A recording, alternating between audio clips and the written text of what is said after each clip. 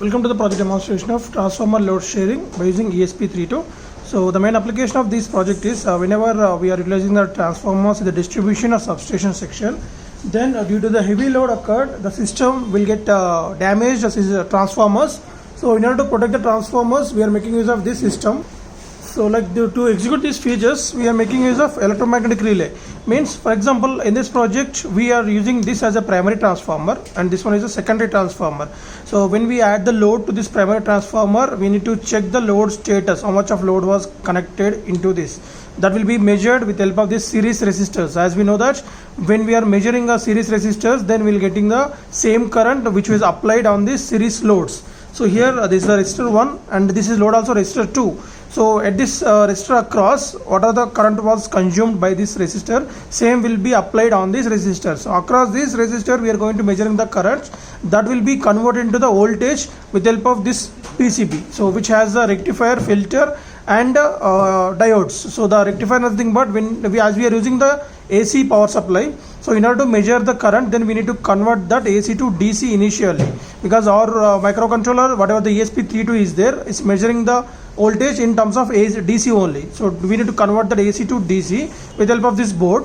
And whenever the load increases threshold value, so then the system will on this secondary transformer to the parallel with this with the help of this electromagnetic relay, and it will provide the audible alert through this buzzer, and the status continuously monitored displayed on this 16:2 LCD screen. So there are the features. Coming to the components and flow of the power, we are providing 230 volts AC input to this initially, and this was parallelly given to the primary and secondary transformers as well as to this regulated power supply board. So which will take 230 volts AC inputs and provide us the 5 volts DC outputs, and from here this breadboard distributing this 5 volts power supply throughout the input and output modules of the project. And the next is parallel 230 volts input to this primary secondary transformer is connected to this primary transformer through this relay in parallel. Means phase will be connected, neutral will be attached with the help of this relay, and output of these two sections is connected through this wire cables to this regulated power supply board. As to supply the power supply to this loads 12 volts, so we need to convert this AC to DC as we are using the DC loads only. So for that we are making use of this regulated power supply board which has the rectifier, filter, and after that the load was connected. So in series we have connected these resistors, two are in parallel, and from there across this resistor we are getting the current measuring, and that will be converted into the DC. This is the AC to DC converting board, and from there we are using the potential divider which will acting as a voltage sensor which will measure the voltage which is coming out from this one. The purpose of this voltage sensor is whenever we are getting the more than 5 volts, in order to regulate that we are making use of this potential divider circuits which will do the 1:2 operation. So whenever the input voltage is 2 volts or 9 volts, then the output of this one is 9/2. That's why we are using the 1:2 voltage dividing ratio. And these are all input to this voltage sensor as well as the relay board, LCD display and buzzer are connected to this ESP32.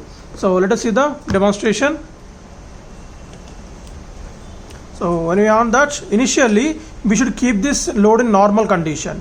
So you can see that, right? So not this, only this one. Keep this in normal position, initializing. After initializing was successfully done, then when we add the secondary load, so then the current will be measured by this sensor will be the more, then automatically this relay will get connected to the secondary transformer parallelly to this primary transformer. And when it is coming to normal again, then instead of resetting auto resets, the system wait for the manually reset.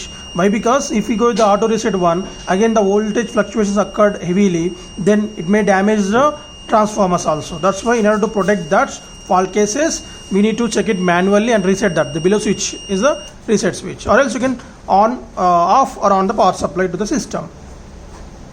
Right. Thank you.